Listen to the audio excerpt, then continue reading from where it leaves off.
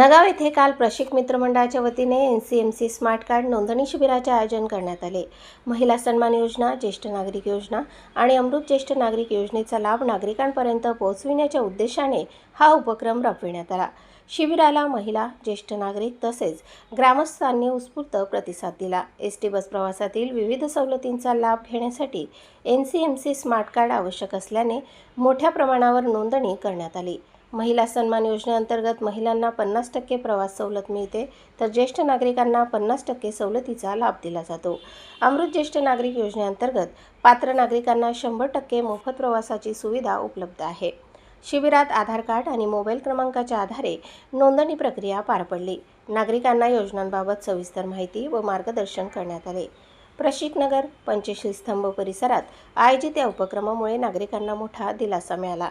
शासनाच्या लोककल्याणकारी योजनांचा लाभ गावातील प्रत्येक पात्र नागरिकांपर्यंत पोहोचावा हा या उपक्रमामागील मुख्य उद्देश होता।